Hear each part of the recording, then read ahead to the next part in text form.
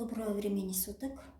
Мен бірінші видеомда айтқан сөзімді ойлаған ойымды аяғына шейін шыға албай қалдым да. Анткени уақыт тартыш болып қалды.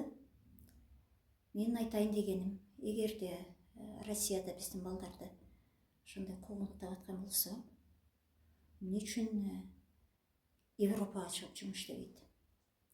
Сол үшін Германия мигранттар үшін ашық өлкө. Егер де сіз Германияның мигранттарға қойған талаптарын толық атқарсаңыз, анда сіз Германияға толық келіп іштеп жашап кетуге мүмкіншілігіңіз бар. Ал үшін интернеттен сайттарды ашып қарау керек. Келіп іште оқу же жашоонун қандай параграфтар бар екенін біліп алу керек. Потом шол қойған талаптарды толық атқарып келсеңіз, сіз Германияда жашап оқып иштеп кете аласыз. Эми мен видеону эмне үчүн кыска жасап атам да, анткени убакыт менде тартыш, билесиздер, иш көп болгондо адам деле бул өскөн гүл сыяктуу экен да. Бир жерден өсүп аткан гүлдү экинчи жерге барып отурсаң, ал жерге адаптация болуп өсүп кетүү үчүн убакыт керек го. Курап баштайт, солуп баштайт, аны сугаруу керек, билесиздер.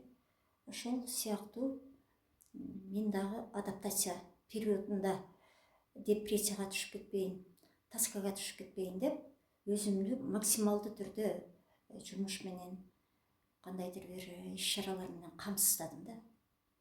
Ошолор менен алектенип атам. Антпесе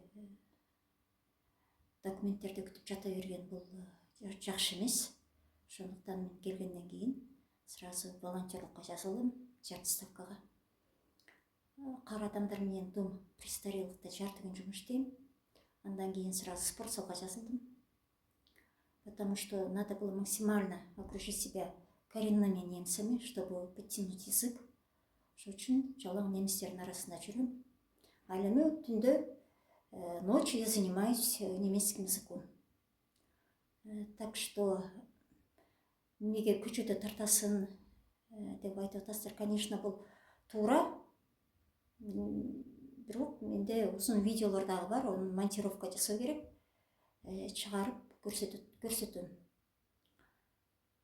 Эми бир адамдар жазыптыр. 50ден кеткенден кийин сага чет өлкөдө бали баруу деп. Кыздар, менин оюм мынандай. Биз Советтер Союзунун балдары, Советтер Союзунда төрөлүп, Советтер Союзунун воспитаниясын алып, образованиясын алып, потом Советтер Союзунун кыйраганын көрүп, эч кимге кереги жок болуп калганда, ошол өлкөнү көтөргөн биз да, биздин поколение, Кыргызстанды. Туурабы? Бизде күч көп. Адам ар түрдүү болот да. Кээ бир адамдар диванда жатып алып, тыынчкана карыгысы келет. Кээ бир адамдар мен сыяктуу активдүү болуп,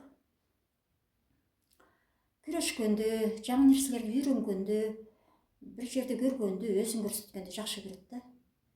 Так что менин айта турганым, кыздар, тойдон тойго барып, көйнөктөн көйнөк кийип үйдө жата бербей, чыгыңыздар. Чөнтөк позволять этсе, жер кыдырып, эл кыдырганга не жетсин? Бул хадистерде деле айтылат эмеспи? Эл таанып, жер көргөн, бул жакшы нерсе деп. Туурабы? Так что келиңиздер, кыдырыңыздар, эл көрүңүздөр, жер көрүңүздөр. А менин каналыма катталып кетиңиздер. Көп кызык нерселер болот. Жаман болсо да, жакшы болсо да комментарий калтырып кетиңиздер. Бардыгын адекваттуу түрдө карайм. Кыргызда макал бар го, ачуу сөздүн артында ачуу чындык бар деген. Эгер жаман жазсаңыздар, значит, мен өзүм үчүн бир жакшы нерсени алганга аракет кылам. Сөз деген жөндөн жөн айтылбайт да. Бүгүн айта турган сөзүм ошол. Көрүшкөнчө аман эсен болуңуздар.